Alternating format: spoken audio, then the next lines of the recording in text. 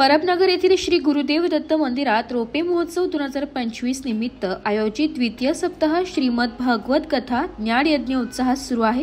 हा धार्मिक सोहळा दिनांक 25 ऑक्टोबर पासून 31 ऑक्टोबर पर्यंत पार पडणार असून प्रसिद्ध कथाकार वेदमूर्ती पंडित अतुल शास्त्री भगरे गुरुजी नाशिक यांच्या जिवंत भावस्पर्शी आणि प्रेरणादायी वाणीतून कथा सादर केली जात आहे।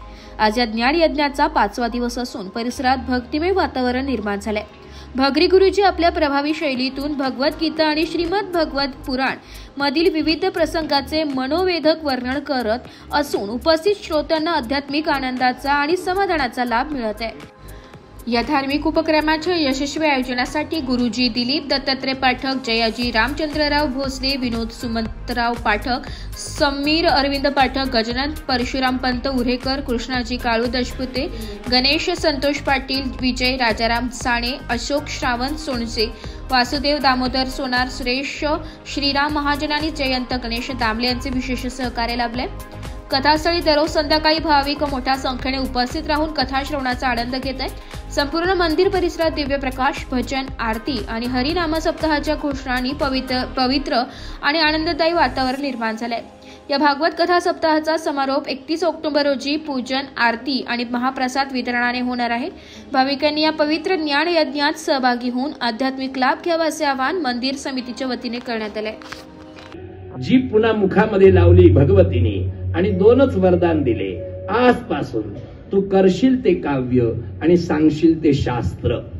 2च वरदान, करशील ते काव्य, सांगशील ते शास्त्र। हे 2 वरदान घेतले। 4थ्या दिवशी तिथून परत येतोय आता नगराकडे। 3 दिवस झालं राजकन्या पण काही खात नाही, पीत नाही, सज्जामध्ये बसून आहे, वरती सज्जामध्ये बसून आहे, विचार करतीये। आत्महत्या तर नसेल ना केली असेल तर पाप आपल्याच माथी लागले। जाऊ द्या, महामूर्ख जरी असलं तरी शेवटी आपण पती म्हणून स्वीकार केला होता। आपण एवढा अपमान नाही करायला पाहिजे, आपण जरा जास्तच केलं असं तिला शल्य वाटायला लागलं। सज्जामध्ये बसली वाट बघत आणि योगायोगाने त्याला येताना बघितलं लांबून। ती 4थ्या मजल्यावरून बघतीये, तो चालत चालत चालत चालत चालत त्या राजमहालाच्या मुख्य द्वाराजवळ खाली आला। जसा तो खाली आला त्यांनी फक्त वरती पाहिलं, 4थ्या मजल्याकडे आपलं बेडरूम आहे बा, त्यांनी जसं वरती पाहिलं ही खाली बघतच होती। दोघांची दृष्टादृष्ट झाली। वरतून तिने फक्त एकच वाक्य बोलली, डोक्यात काही फरक पडलाय का? काय विचारलं? डोक्यात काही फरक पडलाय का? यांनी उभ्या उभ्या 6000 श्लोकांचा एक महान ग्रंथ ऐकवला, ज्याचं नाव आहे कुमार संभवम। ती धारदार धारदार खाली आली, पाय धरले, स्वामी चूक झाली, नाही चूक नाही, आता तुझा माझा संबंध काही नाही, पण तू माझ्या आयुष्याची प्रेरणा आहे। तू जर माझा अपमान केला नसता तर हा महामूर्ख महाकवी कालिदास कधीही झाला नसता। हे कोणाचं चरित्र आहे? महाकवी कालिदास। लक्षात घ्या मंडळी, जो अपमानातून शिकतो तो मोठा होतो। नाही तर कित्येक लोक तर रोज अपमान त्यांचे होतात, काही त्यांना वाटत नाही, बेरड झालेले। आणि असा अपमान कोणाचा झाला? ध्रुवाचा झाला। तो अजूनही दैना आहे। शंखिणीची पूजा करण्याचा अधिकार आपल्याला नाही। त्यात पुन्हा 2 प्रकार आहे, एक उजवा शंख आणि एक डावा शंख। शंख दोन्ही पण पूजेला चालतील, काहीही हरकत नाही, डावा असो की उजवा असो, पण शंखिणी नको।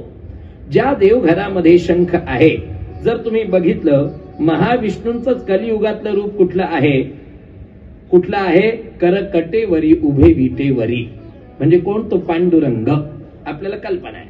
मग हे जे पांडुरंग आहे त्यांचे 2 हात गेले, 4 हातांपैकी 2 हात गेले, 2च हात शिल्लक राहिले। शंख, चक्र, गदा, पद्म, याच्यामध्ये चक्र आणि गदा हे 2 हात विष्णूंचे गेले, 2 हात शिल्लक राहिले पांडुरंगाला।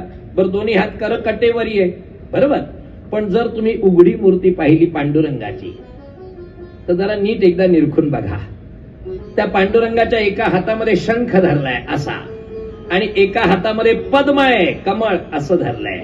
म्हणजे नुसते हात असे नाही बरं, पांडुरंगाचे नुसते हात करकटेवरी नाही, एका हातात शंख आहे असा धरलाय, एका हातात पद्म आहे असं धरलंय। लक्षात आलं? मग महाविष्णूंपासून पांडुरंगापर्यंत शंख ठेवलाय. प्रत्येक युगातली देवता बघा बरं, त्या त्या युगातली परिस्थिती त्या त्या